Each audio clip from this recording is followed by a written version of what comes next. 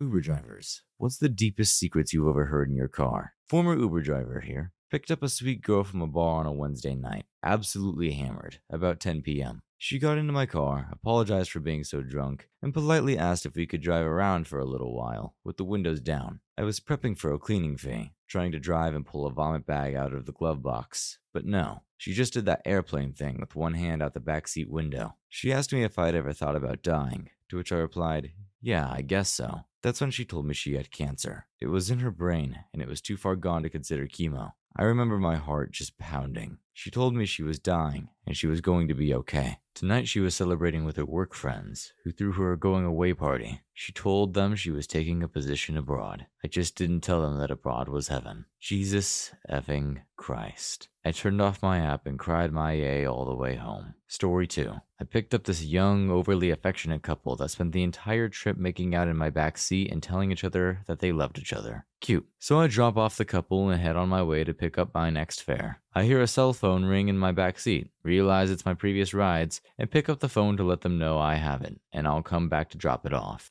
Turns out it was the guy's wife phoning to check in on him while he was on a business trip, which he was thoroughly enjoying with his mistress. Story 3. One time I was driving a dude for a bit of a long trip. It was gonna take around 25 to 30 minutes. He wasn't hammered, but definitely a bit drunk. It was late, and he must have been feeling a bit down, so he confided in me and asked me for some advice. He told me he's madly in love with his fiance's best friend, and couldn't back out now. He'd been with this girl for 4 years, and engaged for 1, ready to be married in a few months. It was pretty sad to hear, because it wasn't just your average story. It was filled with a lot of subtle emotional and mental anguish. The guy went through about 5 years of ups and downs with this girl, and found an innocent friend and comfort in the best friend. After a few years, he developed feelings, and it was all just downhill from there. Felt bad for the guy, because he seemed like he was truly in love with his fiancée too, although he had strong feelings for this friend. He knew that going through with the marriage meant a lifetime of being around the friend and suppressing his feelings, but also breaking it off meant that he lost the girl of his dreams. Seemed like a genuinely nice guy, and I hope he's doing okay. Story 4. Drove Uber one night. It was pretty tame until I picked up 2 guys who wanted to go to a strip club 40 miles away. As they requested an Uber Select fare, I was happy to drive that far, $80 to $100. It took them 15 minutes to get ready and into the car, and they seemed cool, so I wasn't worried. As soon as we got on the freeway, the guy in the passenger seat started asking about Uber driving, and things got dark. After a few minutes, he started saying stuff like, "What would you do if someone just grabbed the steering wheel and ran the car into the median?" And, "Have you ever thought about what would happen if someone in the backseat of the car tried to strangle you while you were driving?" I got a little freaked out and tried to lighten the mood by asking what they were celebrating, etc. But the one guy just kept at it. I was happy to get to the strip club and get them the hell out of my car. Bonus was the bouncer at the club giving me $40 for dropping them off there. I never drove Uber again. F that. Story 5. It wasn't so much weird as it was random, but my first night driving for Uber/Lyft, I picked up a dude at 2:30 a.m. that was finishing up a pub crawl. The dude was dressed in a purple dinosaur onesie and was hammered. He got in and started telling me his entire life story and how he came out to his parents and moved across the country the next day. Story 6. I know this is the opposite of what you asked because I'm a passenger and not a driver. I had an Iraqi driver tell me he was an engineer in Iraq before the first Gulf War, and he developed a superior means of gilding furniture, chandeliers, etc., which you can imagine was hot in pre-war Husseinville. Well, Uday wanted to go into business with him, but, and this is a direct quote, Uday wanted to go into business with him. But, and this is a direct quote, first Uday wants to be your partner in business, then he wants to be partner in your wife. Words to live by. Yeah, I completely cracked reading that the second to last sentence.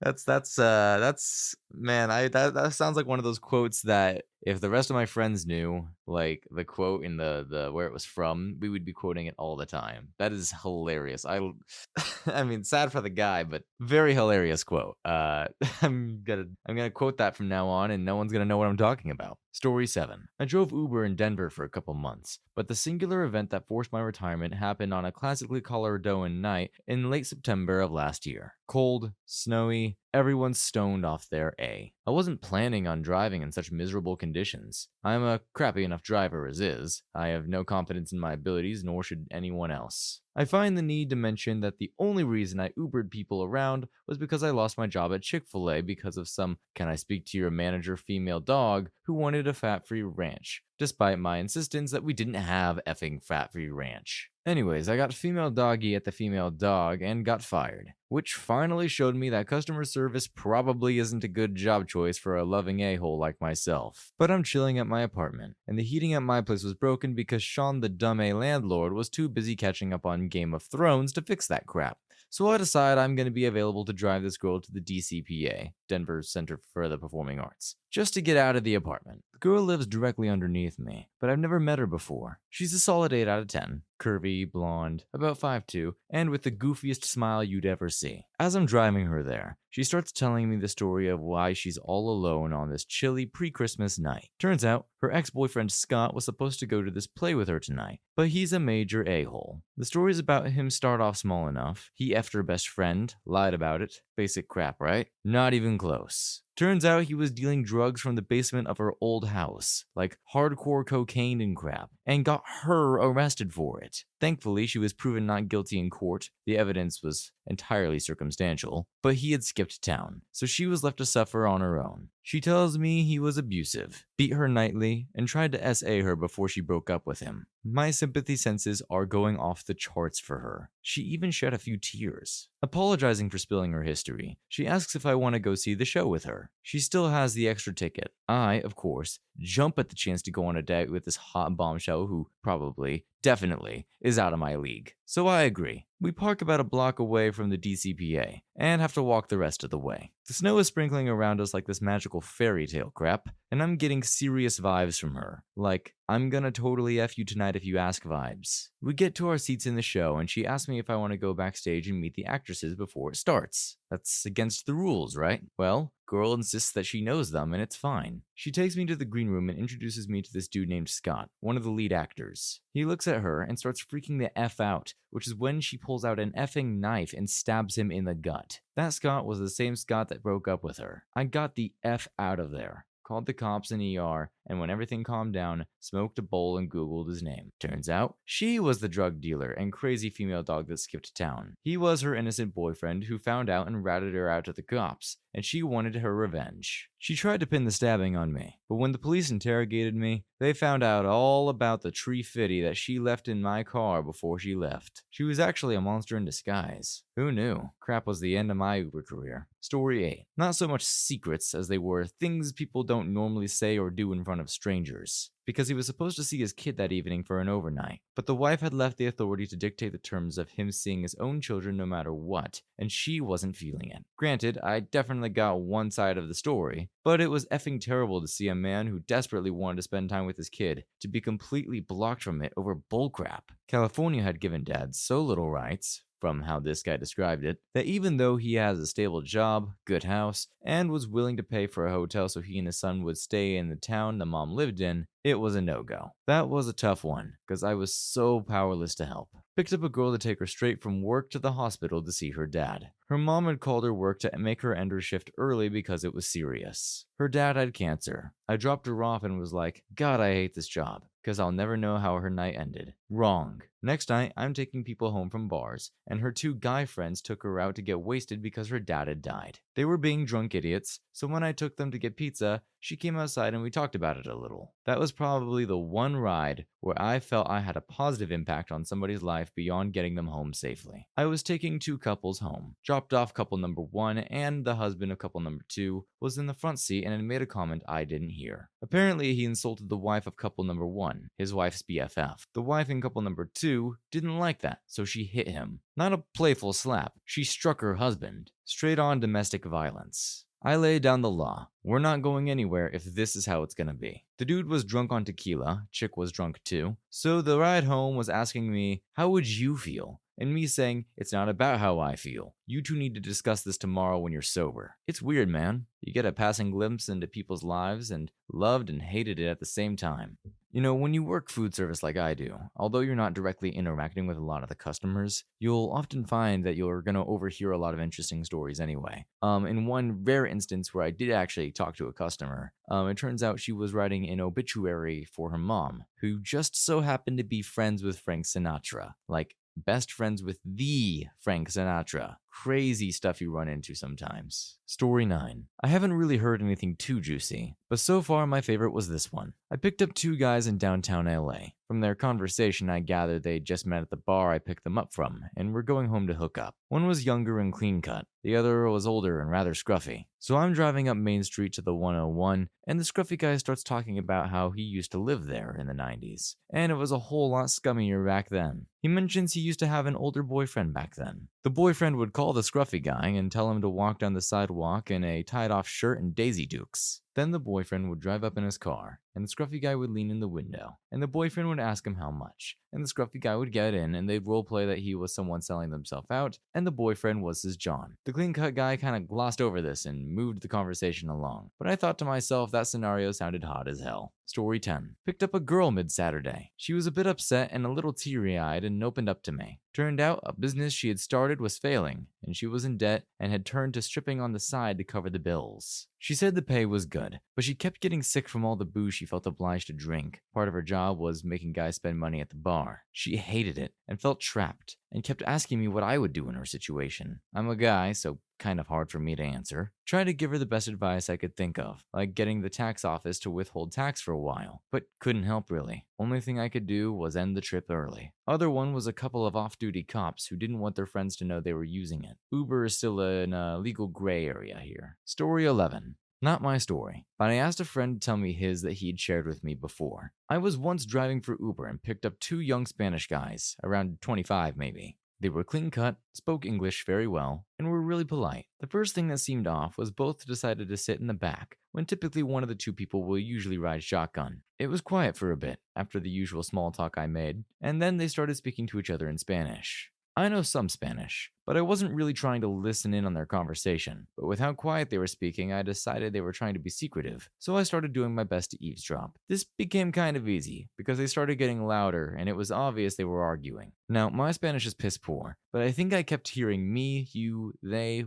where, and location. I'm not sure what one finally said to the other, but they stopped arguing, and that's when I heard, "You get out," and the Spanish form used was a to command, which I had learned in Spanish was a very disrespectful way to speak to someone. Then there was a lot of arguing, where I could only really hear "get out," and I paid for a short while. Then they finally stopped, and one of them said very politely, "My friend forgot his date tonight. Could you please let him out here so he can walk home before we get further away?" I was conflicted, but I complied with his request and decided I must have been interpreting their conversation wrong. The one thanked me for the ride, apologized for the inconvenience, said one more thing in Spanish to his friend before he left. After that, I thought I had definitely misunderstood them. But then the dude asks if I could change the destination, saying his plans have changed now due to his friend's date. I said of course, now getting very suspicious, but trying to tell myself I was overreacting. It was a long drive, longer than the first destination, and we began to leave town. Finally, I pull up to this old farmhouse that looked abandoned, but figured it must have been his place and was a bit shabby. But when the guy got out, he didn't walk towards the house. He just kind of stood there and said bye. Being suspicious,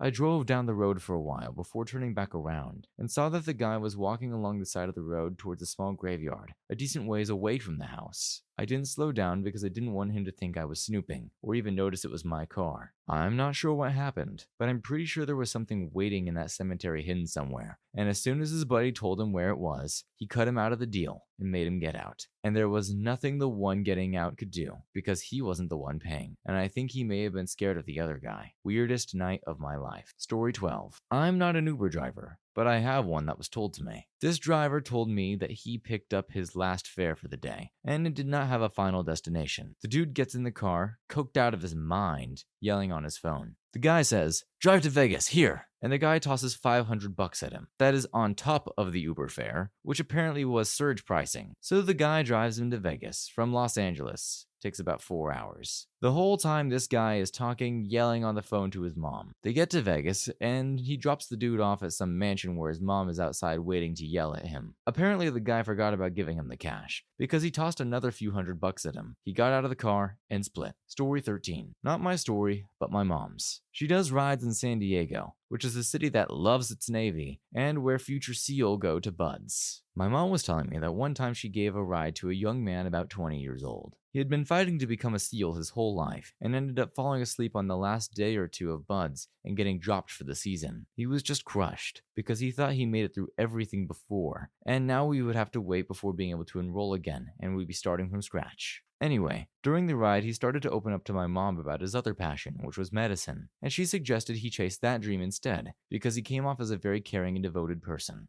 At the end of the ride, he asked her to step out of the car so he could give her a hug, and a huge thanks for lending an ear and giving her an honest opinion about the situation. He also left her his phone number so he could give her a call and let her know what he decided to do. A few days later, he gave her a call and said he had returned home back to Texas, I think, and would start taking courses to pursue a career in medicine. Story 14. Never overheard a juicy secret, but plenty of interesting packs. One time, I had a group of 3 guys, probably around my age, mid-20s. They seemed nervous, avoided eye contact, and were pretty much silent from the moment they hopped in. I tried confirming the destination, asked how their night was going, etc., but only got muffled mumbling in return. As always, I worked the situation out in my head in a calm and rational manner. Something like, are these guys trying to rob me? Jack my car? Did they just kill somebody? Am I an accessory to murder? Do they have knowledge of an impending apocalypse? But as my paranoia routine winded down, I slowly started to realize what was going on. Between the beads of sweat, occasional jaw clenching, and some random giggle outbursts, these kids were tripping effing balls. Once it hit me, I called them out immediately and told them it was cool. They looked so relieved. I started blasting music, some Humphreys McGee, I do believe, and they just started geeking out by that point. Fun ride. At the end of the ride, the guy that sat up front tossed me a bag of shrooms. Good times. I have never heard of Humphreys McGee, but that name sounds hilarious, and now I have to go listen to them, so I'll be right back. Hi, I've just returned from listening to Humphreys McGee, and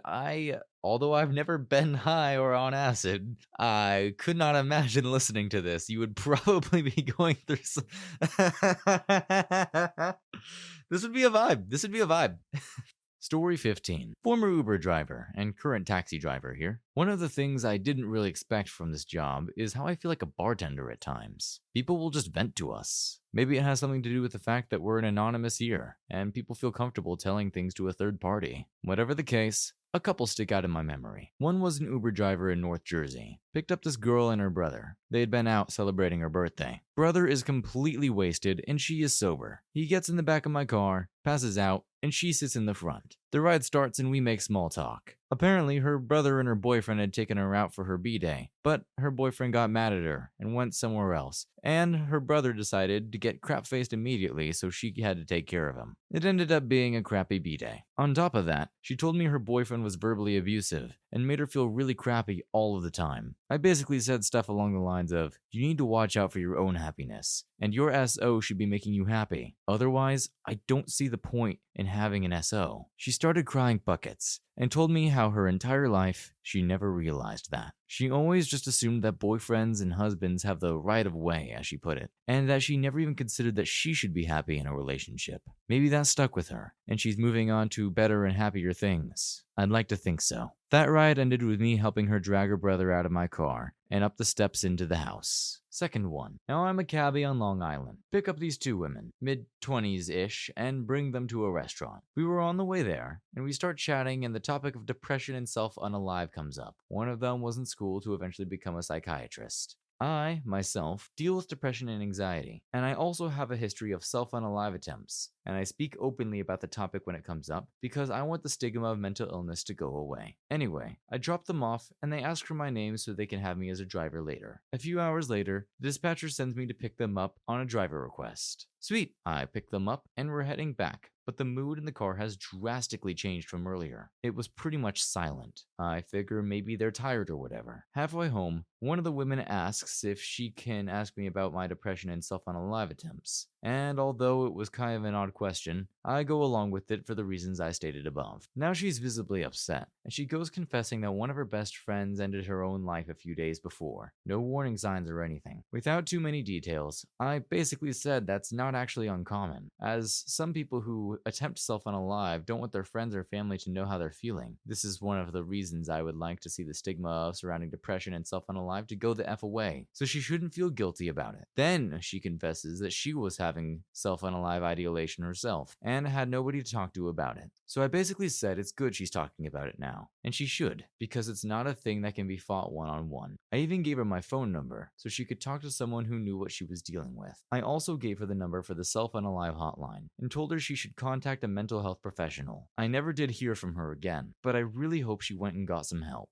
Story 16. I could go on for days with these, but this one takes the cake. It's not a secret, but just one of many insane experiences. So I picked up a guy in a suit around 6 p.m. on Tuesday near Venice, California. He told me to take him downtown, and per usual, I asked if he had a preferred route, and he said, no, whatever's the quickest. We get going and the usual banter begins. So, how long have you been driving for Uber? 1 year or so. It's a great job. He says, oh, cool. Where do you stay at? I answer, in the valley. And he says, oh, nice, nice. So, how long have you been driving for Uber? I paused and kind of half smiled, thinking he was effing with me. He wasn't. So I answered verbatim, 1 year or so. It's a great job. He goes, oh, cool. Where do you stay at? This repeated 3 more times before I finally answered it differently, saying, I just started, it's not for me. And him again replying, oh, cool. Where do you stay at? I answered one last time the original way, but then finally, silence. By this point, I was on the 10 highway, stuck in rush hour traffic. I look in my rear view and he's rubbing his head and hair profusely, like someone going through withdrawals. He took his suit jacket off and looked severely uncomfortable. I dialed 911 on my phone in case crap went down. He then, out of nowhere, yells in a deeper voice than earlier, F! And I said,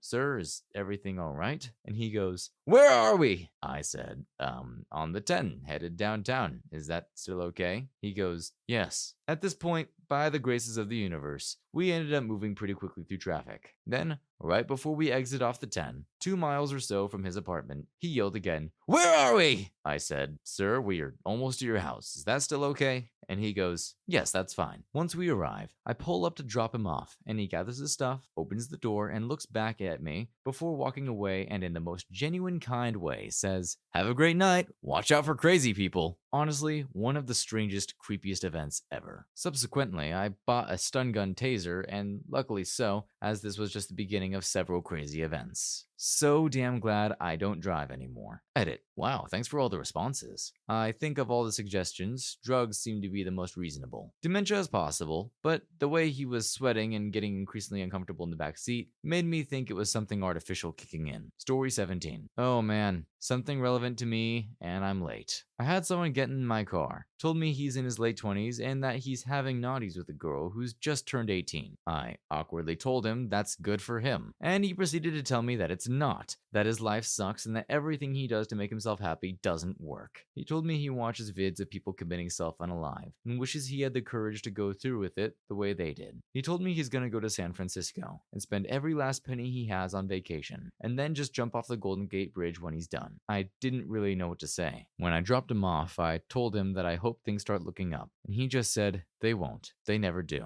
and left. He also asked weird questions like, if I hit you, would you kick my A? When I said I'd rather no one hit anyone, he said, dude, you'd whoop my A. I'm an effing piece of crap. Hope he got help. Story 18. Not a driver, but a passenger. This is my story. I get picked up around 2:15 a.m. after the bars. Older man, white Volvo station wagon. It's a pretty long drive, so I figure I'll talk with this guy. I ask him, what credentials you have to be an Uber driver? Him, background checks and all that. Me, probably for the best, eh? Wouldn't want any nutballs driving around. Him, almost as if he didn't hear what I said. Yeah, I'm a registered naughty offender though. Don't worry though, it's only for little girls. Me, Him. You know who I really like though? Philip Seymour Hoffman. He was a true legend. Proceeds to talk about Philip Seymour Hoffman for 15 minutes straight. Him. As soon as we get close to my house. Oh, I know that hill. I like to park there and watch the girls walk home from school. Me. Me, as we pass my house. Yeah, just a few more blocks that way. Reported him to Uber. They said they'd look into it. Never heard about it again. Edit. In regards to the replies, I think there is a significant chance he was effing with me, but I reported him anyway to err on the side of safety. For the love of God, being a registered naughty offender is not a joke. Please. Even if you're saying it as a joke, please just don't joke about it. Don't joke about anything like that. That is a terrible thing. Especially pertaining, oh my God, Jesus Christ, I hated reading every second of that story. Well, I hope that man seeks some help or something, because whether that's true or not, he needs help. You shouldn't be joking about that. Story 19. Not an Uber driver. Work for a small-ish cab company. We have a contract with schools in the area to transport seniors to this graduate program so they wouldn't drop out, usually criminal or bad-behaved kids, etc. Anyway, I was assigned to this one kid from sophomore year. Heard some effed up things from other students about him, like how he effed a guy in public, effed a dog, and so on. He was usually quiet. Most conversations I started with him kind of ended from awkward silence or him just ending it. One year, he starts being more confident around me. Told me a lot of effed up things. Mom abused him, stole college money, essayed him a few years ago. Most bad things I heard about him were that he was gay and he said that was about that, etc. After that, he tells me about his drug endeavors, I guess you'd call it. He actually gave me some seeds for growing for free. Last year I knew him, he was getting with a lot of girls from the school. Every day had me drive him with different girls. Eventually stuck with one. Told me about how some of these innocent girls did some crazy crap with him. Disappeared halfway through the year. Overheard from other drivers he had committed self-unalive. Story 20. Not my story, but I had an Uber driver tell me this one, so I hope it counts by proxy. Uber driver George is doing Uber pool one night in Austin, where you can pick up multiple people en route to the destination. First girl number 1 gets in the car alone and sits in the backseat on the passenger side. Then a couple, guy and girl, comes, and there's not enough room for everybody to sit in the back. So girl number 2 sits behind the driver and the guy sits up front. The two girls in the back start chatting and seem to be getting along well. Girl number 1 asks what they're doing tonight, and girl number 2 says, "Oh, me and my boyfriend Josh are going out to celebrate. Josh works at XX and just got a promotion." At this point, George notices Josh is crouching down in his seat and looking guilty. Then girl number 1 says, "That's funny, my boyfriend is also named Josh and works at XX. I wonder if they know each other." Then girl number 2 starts tapping her boyfriend on the shoulder and bugging him to turn around to meet girl 1. At some point, Josh can't avoid the introduction anymore and is forced to turn around. He does so with a look of utter horror on his face, as it slowly dawns on both girls that they're dating the same Josh. Anyway, both girls in the back start screaming and kick Josh out of the Uber. Not sure what happened after that, but you can bet Josh never took Uber pool again. Story 21. My husband had a couple that broke up in the backseat of his car while driving for Uber. The woman made fun of her boyfriend's ex and was talking about how she had bad teeth. The boyfriend said her teeth were fine and she was being really judgy. She then asked him if he was still in love with his ex. He thought for a moment, said yes, and she started crying. There was some kind of confusion about where to get dropped off, since she just wanted to go home, and he wanted to go somewhere the opposite direction. Super awkward for my husband. Story 22. Drove for Lyft in Denver, Colorado, between jobs this summer. My third PAX ever, and he was going to the airport. He said he was moving to Florida to get away from it all, but didn't have any luggage, not even a carry-on. I wasn't gonna say anything about it, but my curiosity got the best of me. "So, where's all your luggage? Did you ship everything ahead of time?" He doesn't say anything right away, but just as I was deciding that perhaps I wasn't gonna get an answer, "No, I just had my friend call me a Lyft and he set up my flight. I just escaped from prison, but we look so much alike. His ID will work for me to travel." I was quiet the rest of the trip. Story 23. Not so much a dark secret as much as a potentially dark situation. Driving around waiting for pings, get one at the popular bar. Pull up and a young woman flags me down. Gives me her name, asks for mine. I'm her ride. Easy enough. There's a guy with her. They're both quite drunk. She says goodnight to him and gets in the rear passenger side door. Homeboy isn't having it. Decides he's coming with. Starts trying to convince her, despite her saying she has work early. Wants to get sleep, but he's not taking no for an answer. It's getting a bit weird, as he's getting more pushy and aggressive about it, to the point that she's clearly uncomfortable. I step out of the car and say over the top of the car, "Hey man, if she says you're not getting in the car, you're not getting in the car." He looks over at me with hate in his eyes. I'm a bit tense, not really knowing this kid's deal. He slams the door, Walks away, talking crap as he goes. Really? Talking crap as you walk away? What a hard A. Get back in the car. Girl seems a little more sober after the experience and is shaken up over it. Take her back home. Make sure she gets in safe. Not as scary or weird as it could have been, but the dude gave off a bad vibe and I'm just glad he took a hint and effed off. Story 24. A few weeks back, I picked up a woman from UT Arlington, Utah, and drove her to the DFW airport. We got stuck in the traffic heading to the airport, so we started chatting about this and that. We started talking about our jobs, and it turns out she was affiliated with a WNBA team from the Midwest. Her team had just beat the Dallas WNBA team by a sizable amount, and she was quite happy to share some info with me. She said she loved her job, traveling, doing something she loved, basketball, but she hated some of the players on the team. Divas, she called them. Said a few players treated her like crap and as a personal assistant, which she claimed she was not. As long as those female dogs keep winning, I can deal with them. They're such sore losers. She laughed at that. I just chuckled along with her. Afterwards, I admitted that I didn't even know Dallas had a WNBA team, let alone any other major city. She smiled and told me she hears that a lot in all the cities she visits. So while not the craziest thing ever, I still thought she was a memorable writer. Kind of cool, I think. Story 25. Picked up a girl who had to go to work across town. Her boyfriend and her were arguing in the parking lot as I was approaching. Girl gets in my car and she's worried she's not going to get to work on time and she would be fired if she was late. Get about a block away and my phone rings. I answered and tried to get it off my Bluetooth stereo, but to no avail. The person on the other line was her BF, and he wanted to apologize about his GF and that I shouldn't listen to her because she was a crazy bee. She heard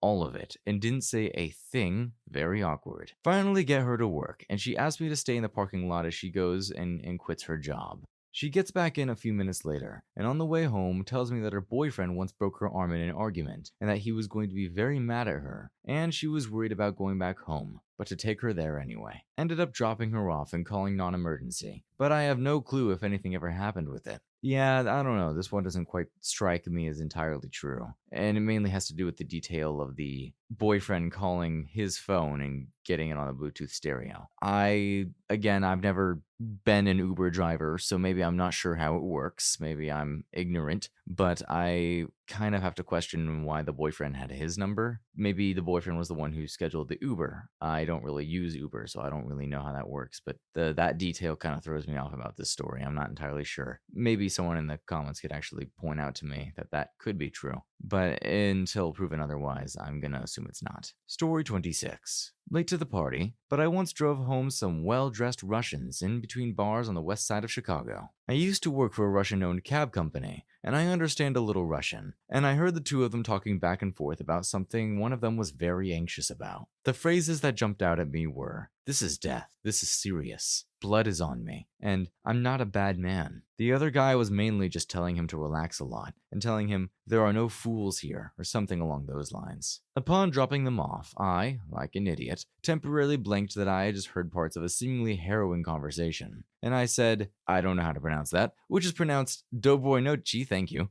and simply means good night. Only one of them heard me, the older guy telling his colleague to relax, and he just stared at me. Then he came around to my window while reaching into his coat pocket, which scared me crapless. He then pulled out $100 and said, in English, "My friend, do we understand?" I just took it, shook my head in the affirmative, and drove off. I didn't take any rides for the rest of the night. Okay, I never really tend to do two narrators' commentaries in a row, but holy frick, that story.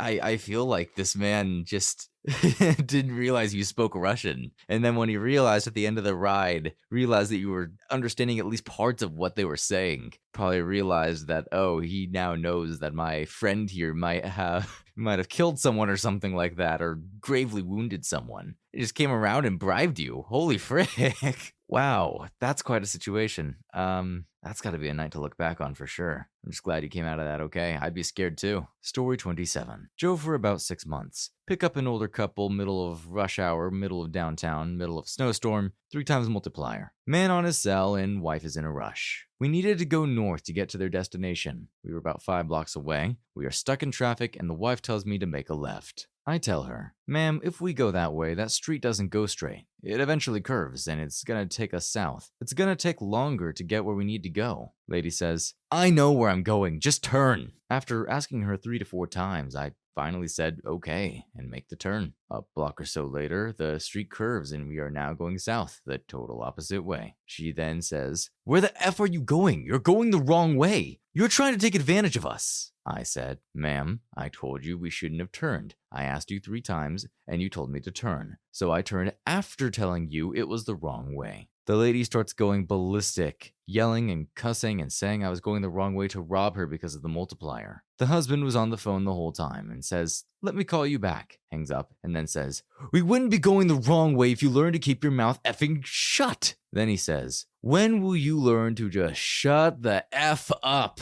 He then says, "Buddy, this isn't your fault. This is my fault. I married this woman 20 years ago and should have just ended it a long time ago." The woman told him, "Maybe I should have ended you a long time ago." And they were just yelling back and forth. I finally get back on the right street to get them to their spot. It took over an hour. Ride was about $70. The whole time they were just yelling. I just raised the radio and let them go at it. They went the whole hour nonstop. When I get them to their spot, they stop yelling mid-sentence and say in the most eerily calming way possible, "You have a great day, thank you." It was crazy. Story 28. My dad was a taxi driver for around a year. He once picked up this woman with 2 children. The woman put both kids in the car and ran back in to grab her pushchair. My dad drives off thinking that she was in the car and starts to talk to her. Then he realized, "Oh, F, she's not in my car." He drives back and it turns out she was on the phone with the police saying, "A man's drove off with my kids." He got back, and she was fine and they laughed about it later. Story 29. I was the passenger. The driver was so large that he spilled over the armrest in his Cadillac, leaving little room for my cousin in the front. We were going to a wedding, and the wife made some joke about one of the guy's cousins dressing up as a woman. The driver chuckled and launched into a story about going to Mexico with some friends and visiting a hooker, which quickly shocked us into silence. "Gary goes first," he said. Then I go, and when I'm in there, I find out she's actually a man. I thought this was somehow the punchline, but I was wrong. He continued, "The funny part is, me and Gary don't tell Bill who went last, so he goes in thinking it's a girl."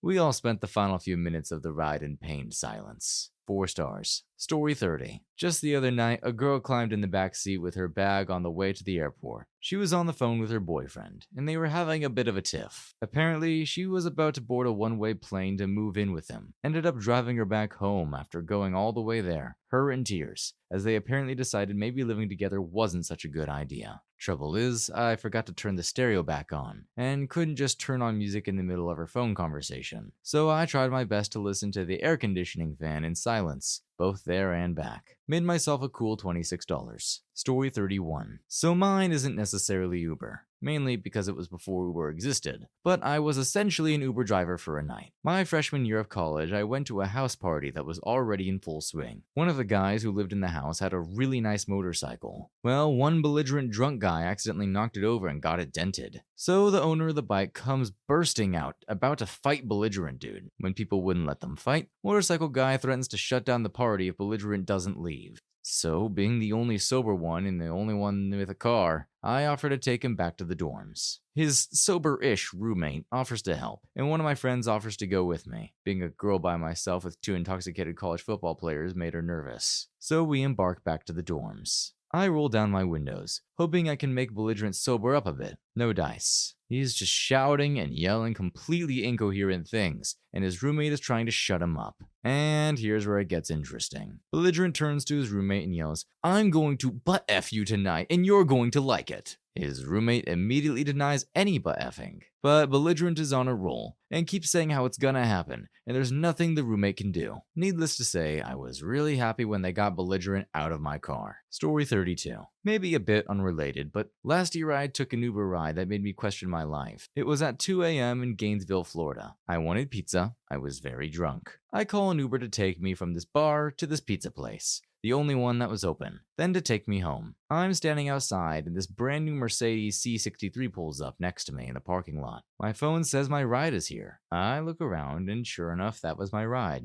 Okay then. As soon as I open the door, I am talking about a solid 9.5, must have been on her 40s for all I cared. Fully dressed, like she just had some dinner at a nice restaurant. Woman sitting at the driver's seat. I do not know what the F that was about. I still do not know until this day what drove that woman in that car to go pick up some drunk dude at 2 a.m. and give him a ride for a pizza and home. Bonus, it only cost me $12. Story 33. Obligatory not driver but passenger. I was driven by the ex-media officer for the president of Afghanistan when I was in San Francisco. This dude told me his whole life story in the 40-minute drive, and it was honestly the most interesting conversation I have ever had. He expressed disdain that his 2 master's degrees and 15 years of experience in politics in Afghanistan got him nowhere in the US. I really felt for the guy and could tell he was frustrated. I hope he's doing okay. Story 34. I've asked this question countless times to Uber drivers. Usually I don't get anything that's worth remembering, but since it's normal stories about drunk people, here's one that stands out. Uber driver says he picks up 3 Brazilians, 2 girls and a guy. He said all 3 were attractive. One of the girls and the guy start making out. Not that unusual per the other stories here, but the story takes a turn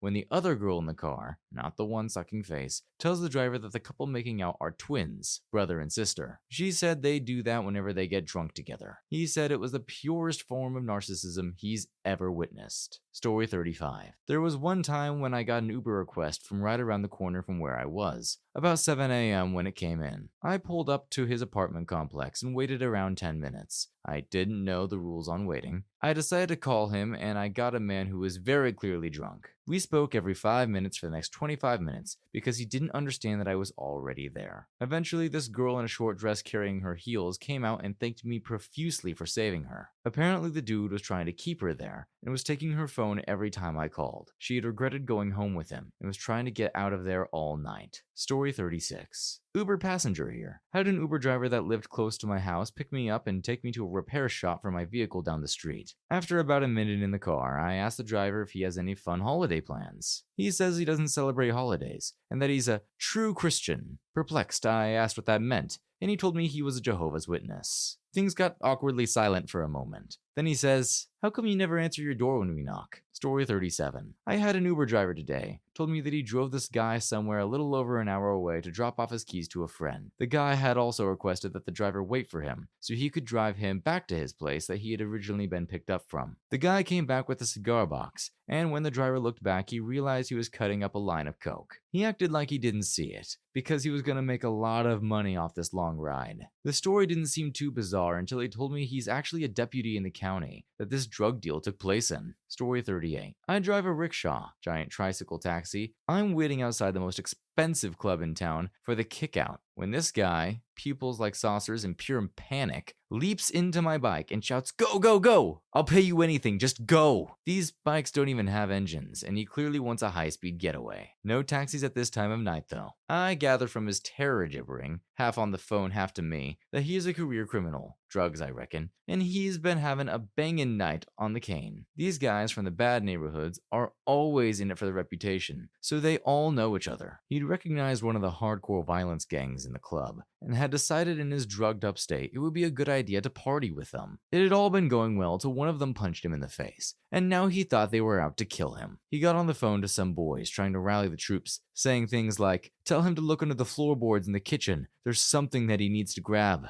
This whole time we're traveling uphill at like 3 miles an hour. I got to as far as our license allows us. Wasn't keen to take him to the front of his door in case he was right about it all. He emptied his wallet, gave me a handshake and a hug, and sprinted off into the night. Coke's a hell of a drug. Story 39. Passenger here, but I feel like my driver would comment. I was going home with my 2 best buds, and I just farted loudly the whole way. I couldn't help it. I get incredibly gassy all the time, and I've never been able to burp so everything comes out the other end. The driver laughed about it so much, we thought he was gonna pee his pants. He apologized, because he thought I felt bad about it, but I didn't. I fart all the time with my buds. They're up to date about my issue, so it was just really amusing for everyone. Story 40. Not the driver, but the rider in the car listening. Told me how he was addicted to meth for a period of time. Had naughties with the girl who dealt him the meth, and then had to marry her because they had a kid. Finally got through and tried to turn his life around. Worked 3 jobs and did his best to support his now 3 children, all great kids. divorced his wife, who still lives with her mother, joint custody of the kids, but the now ex-wife takes all the money from child support without splitting it with him when he's taking care of the kids. Was going to court to settle the issue with his ex 2 days after he dropped me off. Didn't have much hope since the judge always sides with the girl. Halloween is always terrible since he can never go trick-or-treating with his kids since it's his ex's birthday and she always takes them that day. Also, the cheeseburger pizza at Papa John's is pretty banging according to him. Story 41. My dad used to drive a taxi back in the day. Sometimes on weekends I'd come along with him. One Saturday night, we go and pick up this couple who were on their way downtown to meet their friends. They were already pretty sauced. The girl ended up falling asleep in the back. My dad and the guy were chatting when suddenly we all started choking on a vicious fart. Gag-worthy. My old man rolled down the windows, laughed and blamed it on the passed out girlfriend. We had a good laugh about it the next day when he confessed it was actually him that farted. Story 42.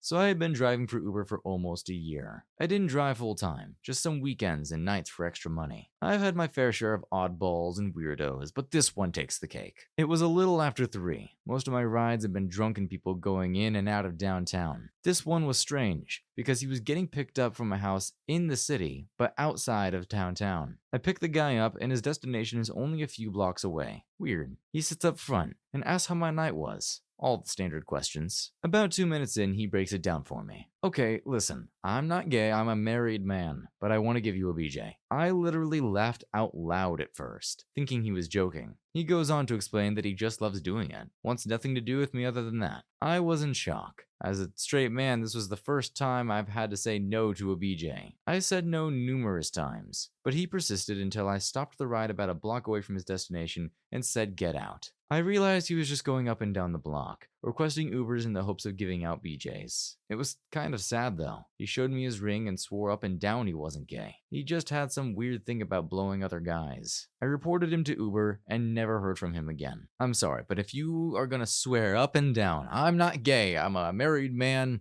and I'm not gay, but I just love giving BJs to other guys. I'm sorry, but like, isn't that what gay means? Like the textbook definition of being gay would be, you know, that you enjoy the it can be romantic and non-romantic, but the non-romantic aspect of, you know, having that kind of relationship with other guys, I feel like that's, you know, being gay. Like by textbook definition, that makes you gay. You can deny that all you want, but and I'm not trying to like I'm totally for, hey, if you want to be gay, if you want to be LGBTQ, that is absolutely cool. In fact, I'm a total ally. I totally support it.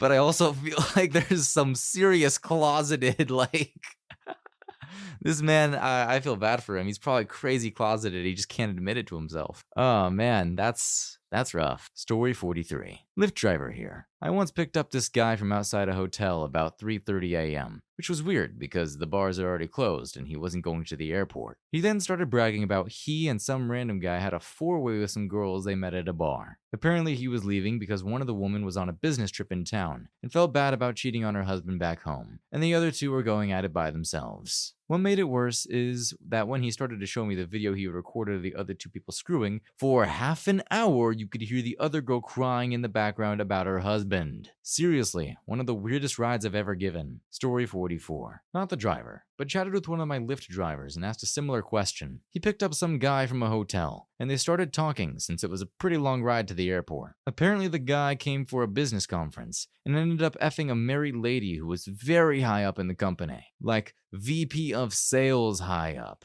He then proceeded to show the Lyft driver pictures and a video of what they did last night. Before you ask, yes. I did ask if the girl in the pictures was hot, and he confirmed she was. Lucky son of a female dog. Story 45. I always ask my Uber/Lyft drivers for their most entertaining stories. This one is the top so far. The driver picked up a couple. The couple had a fight in the car. The guy in the couple gets out, walks a few extra blocks to his home to get away from her, even though before getting in they had both planned on getting out at the same place. The girl in the couple asked the Uber driver to go to her sister's apartment first, then drive back to the guy's apartment. The driver did as he was asked, since a fare is a fare. But the girl was drunk, and she started opening up a bit, and revealed that she was going to her sister's place to pick up some moral support and a gun. The driver dropped her off, but refused to drive her back to her boyfriend's apartment. Story 46. I had a man tell me he was a psychic and proceeded to read me. He was pretty spot on, telling me the last 3 locations I had spent considerable amount of time at, and why I would like them more than where I was currently living. I think. He had a pretty strong accent, and I didn't know he was reading me for about 3 minutes in the beginning, but it seemed pretty spot on. I had two teenage girls run into my car from a big house in a quiet area. Then they proceeded to discuss all the drama that went down at the house just moments before. From what I could tell, the one girl was friends with everyone and brought the other gal along. Apparently, drama ensued with the first friend, and she told everyone they were getting the F out, and the second friend was just along for the ride. Oh, to be young. I had a 14-year-old boy going to his first date. He had never kissed a girl, and told me that his lady friend had requested to be kissed at the end of the date. He was super nervous and asked me if he looked okay and for some pointers. He was so cute. It's rides like those where you wish you could be IRL friends and know how their days go. Also had a Trump supporter who was passionately discussing his merits with his lady friend. It seemed like he was way more into the relationship than she was, but I dropped him at her place and they went on their merry way. Had one guy get in the car on the phone arguing with his friends about how he should get on welfare and talking about child support. He then told me he doesn't work and to drop him at his friend's brother's uncle's garage. I guess not really secrets. Let me think on it more. Story 47. Late to the game, so this will probably get buried, but wanted to share my story. I've been told more than once that I'm a good-looking guy. Not trying to brag, but I have typically had no trouble meeting women and dating. Until that is, I met my ex. She really played mind games with me. I fell for her hard. She left me after a couple of months when we progressed rapidly to where we were inseparable, right up until she abruptly had a change of heart. Rumor was she went back to her previous boyfriend. I was the rebound guy just long enough for her to get back with him.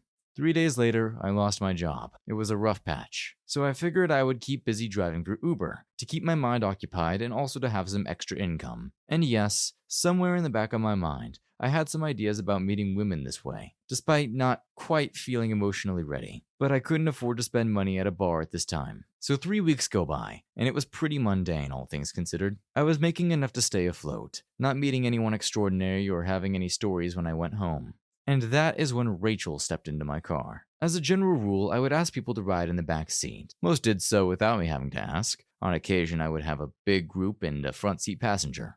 I rolled down my window and saw this incredibly gorgeous and promiscuous face with a huge smile and eyes I couldn't resist. She immediately told me, "I'm sorry, but I'd rather ride in the front if that's okay. I don't like sitting in the back." You could immediately tell by the looks of her and her expression she is accustomed to getting what she wants. And of course, I couldn't say no to that face. So she gives me a destination, about 20 minutes away. She's pretty quick to start getting personal. Before I knew it, I had shared with her my entire pathetic life story of the most recent events. I managed to laugh a bit at times. It wasn't really awkward. She seemed caring and supportive. And yes, I was beginning to get the vibe she might want to invite me in when we get back to her place. I had already made a strict rule, as of course is Uber policy as well. I would never do this. Although if there was a spark, I would consider exchanging numbers. So sure enough, she decides to invite me in for coffee. Did so with the same big grin and those piercing eyes that were difficult to refuse. But I stood firm. As much as I'd love to, I am not allowed to do that.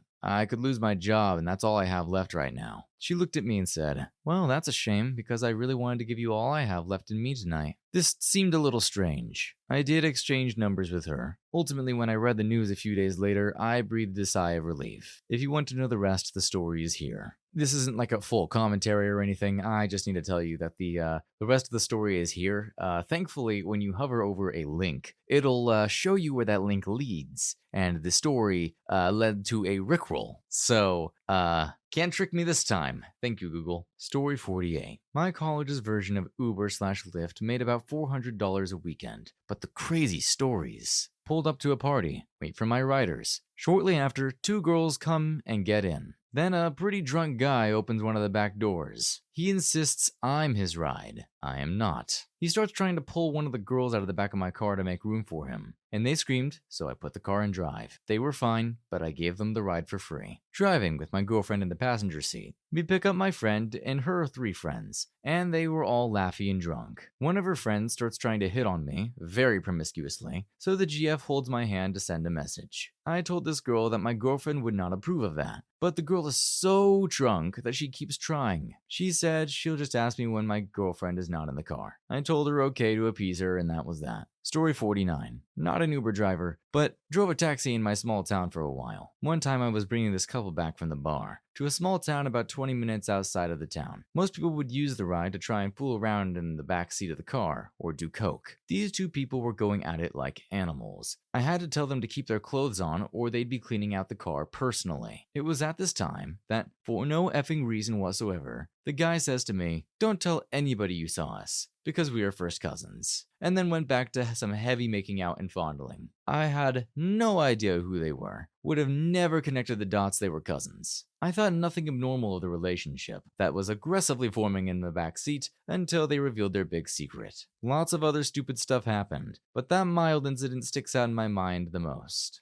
Story 50. Not an Uber driver, but an Uber passenger. I felt so bad for this poor Uber guy. We were in the middle of Detroit, 95 degrees out, pouring rain, waiting outside this abandoned factory to see a statue of Baphomet, a bunch of news crews and Christian protesters outside yelling all sorts of stuff, and he had to maneuver his way in to pick us up. We handed him a hand-drawn map of the location of the party. No street names, we had no idea where we were, just driving around looking for a lady in a scarf to lead us to the Temple of Satan party. I felt so bad for him. We were sweaty and wet from the rain and lost in this big city and looking at him like he was our only hope. Cue Star Wars music. Luckily, the guy had a sense of humor, even if he seemed super uncomfortable to be in the car with a gay couple and a random chick with her badonkers popping out all over the place on their way to meet a 10-foot tall statue of Satan. Needless to say, he got a huge tip, and we felt guilty. Well, not as long as we should have. It was an interesting party, but we meant to feel bad. Story 51. So I walked up to my Uber driver's car, saw he had some bumper stickers and decals, didn't think anything of it and didn't look twice. Got in the car, said hello, finished sending a text to my friend, then put my phone down. When I looked up and around me, I froze immediately. Every single thing in his,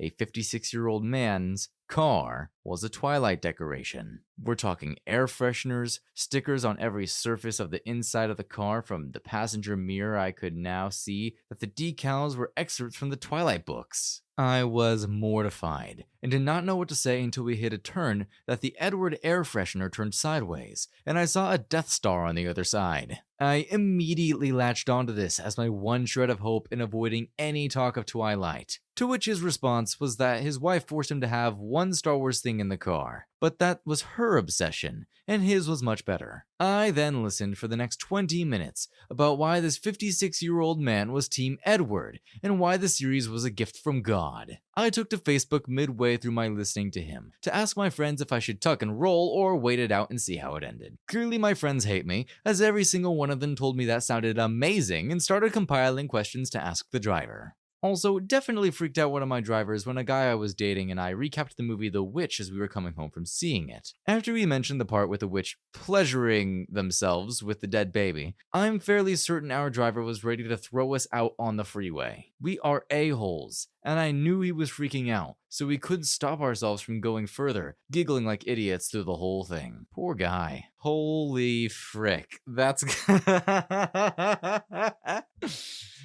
gotta be one of the worst Uber rides you could ever have to endure. Oh my god. Listen, I've never read Twilight, nor have I seen it, nor do I really want to. I have no motivation to do so. But listening to a 56-year-old man recap the Twilight books and why Edward is their favorite. I don't know. I don't think I could do it. I think I would have to, at some point during the ride, I would have to speak up. I would have to be like, can we just not talk about Twilight, please? Like, I'm just not interested. I just don't care. I'm sorry.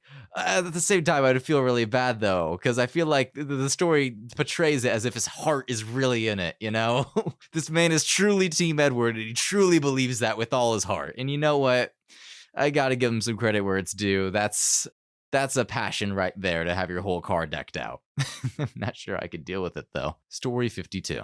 Lyft driver here. My very first night, I picked up a couple that started a fight in the club and brought it into my car. They were arguing over baby names, but the girl was screaming her head off. Since it's my first night, I try to take authority and say, "Ma'am, I need to ask you not to shout, or I'll have to end the ride right here." Well, she didn't like that one bit. She says, "I know where the F I am," and then proceeds to open the door in the middle of me driving. thing. I get her back in. I drive like a maniac to drop the couple off at home and leave. The dude understood. He left a solid tip. Story 53. Uber driver here. Just got back from one of my weirder nights, actually. Picked up 3 guys in Los Angeles. They had about a 15-minute ride. They seemed like douchebags. Bro types. So I put on a 50-yard stare and kept driving. The 2 guys in the back start swapping naughty stories, and one of them mentions a girl who refused to sleep with him a second time because she felt forced into it the first time. His exact words were, "I guess she said no, but whatever." To which his friend gave him a high five, and the 3 of them laughed. He essayed a girl. Scary crap. Story 54. I was a passenger, and I was small-talking with the driver. He picked me up from my college. He said he worked 24/7. I asked him what he did for fun. He said nothing, and that it was 24/7 work. I told him that's a lie. Everyone has some free time. I asked if he watched TV, smoked, bowled. Nope, he worked. Then he asked me what I did, and asked if I smoked. I said yes, and he asked if I smoked tobacco or weed.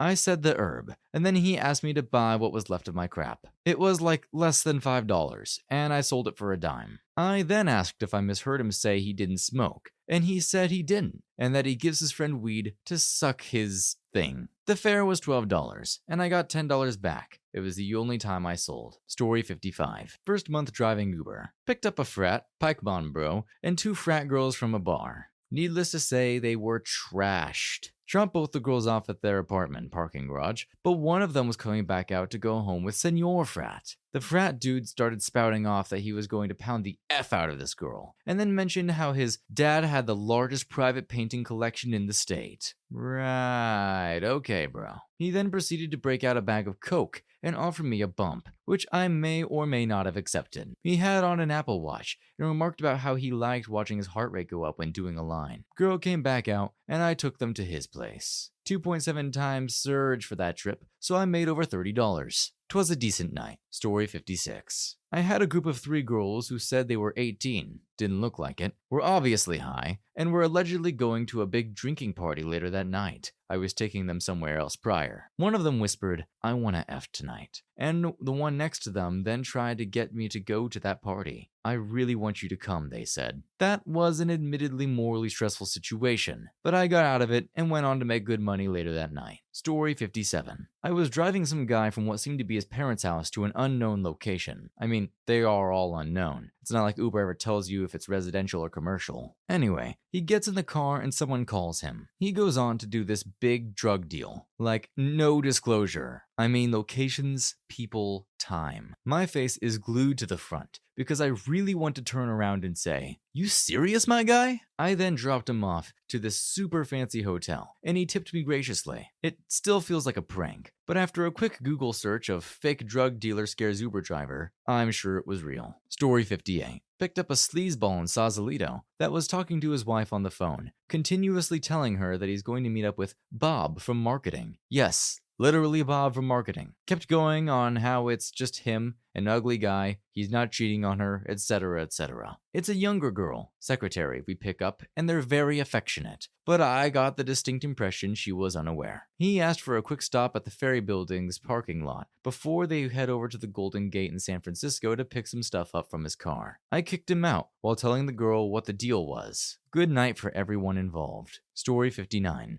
Not an Uber driver, but I have a story about a black cab driver I had once in London. Once he found out I was from Brighton, gay capital of the UK, he presumed I was gay, then starts talking to me about gay friends I have, gay clubs, about how he used to live there, then chatting about HIV statistics. I did a virology basso, we were chatting about it, and basically about 15 minutes in, he admits that he has a wife, but he doesn't love her, and fancies some young fella in his local. Very awkward to say the least. But then he started asking about some more intimate questions, and about my, package size, and naughty stories I have. But on the positive, I got a $5 knocked off my fare because I showed him a D-pic. Firstly, I just want to apologize for laughing at the HIV thing. It shouldn't be funny. It's not a funny thing to talk about. It's rough. The people that deal with it are having a horrible time. I just wasn't expecting that. That's just horrible conversation for an Uber ride, which is why it caught me off guard. It was more of a nervous laugh than anything. So, firstly, sorry. Secondly,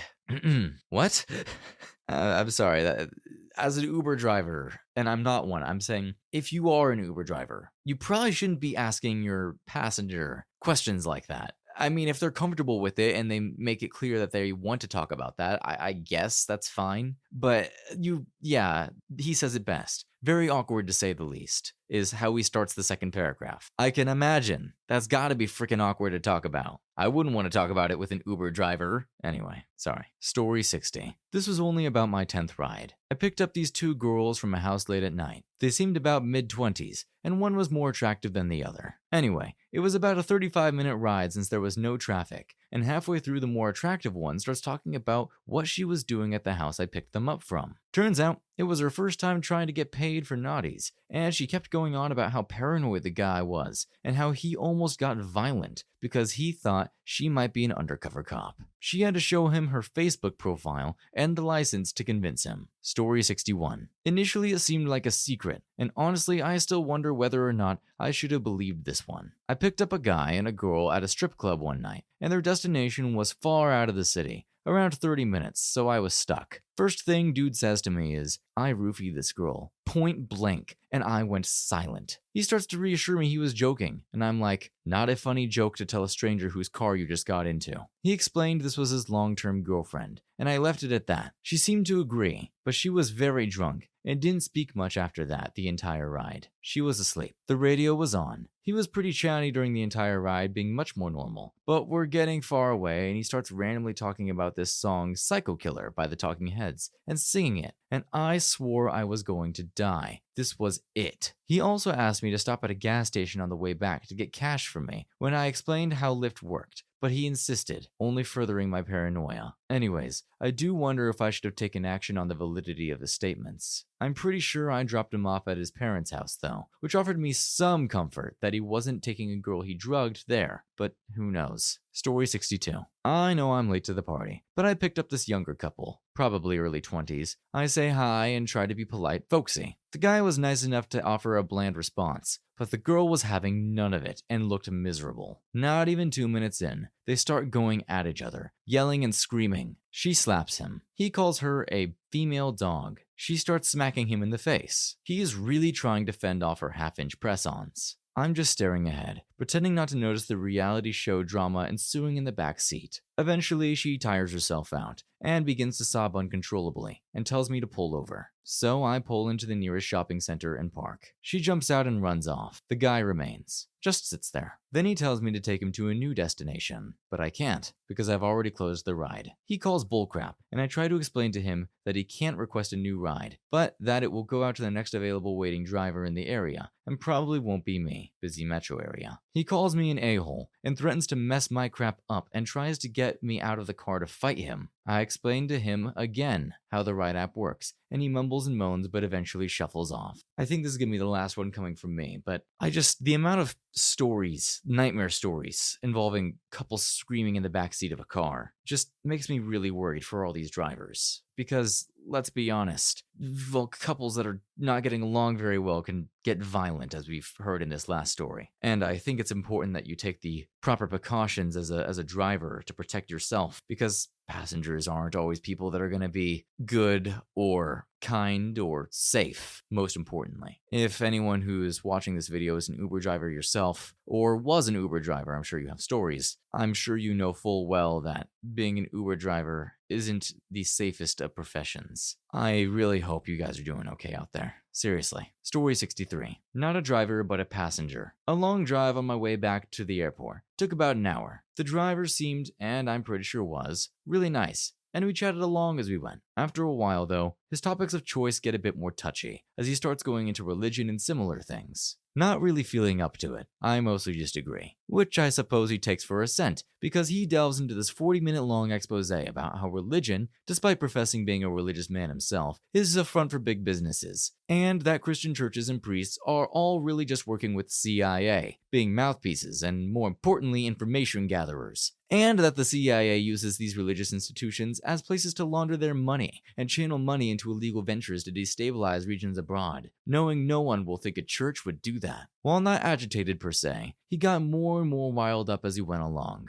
I was so effing sure I would never make the airport, but rather be found dead in a ditch somewhere after non-committally agreeing with the wrong statement. Okay, I know I said the last one would be the last one, but I'm sorry, I have to. Talk about conspiracy theories. Oh my god. I mean, Jesus Christ. Holy frick. I'm not saying conspiracy theories are all wrong. There's been plenty in the past that have been proven right, but this just seems, holy frick. I'm not religious myself, but I'm pretty sure that the CIA isn't using churches as a front. Jesus Christ. Okay. I'm not sure how I can make sense of that. How do you make sense of that? I just feel bad for the person who was in the back of this Uber. Wow. Please, if you're an Uber driver, just don't talk about topics like this unless your passenger or passengers are okay with it. It's just going to make them uncomfortable, and frankly, it's not fun for anyone. Yes, I care about topics like this. Yes, I talk a lot about politics and religion with my friends and my family because I know that they're okay with that. That's the only reason I do it with them. If they weren't okay with it and they were uncomfortable from it, I wouldn't talk about it with them. This is some random stranger. I feel like it's just common sense, my god.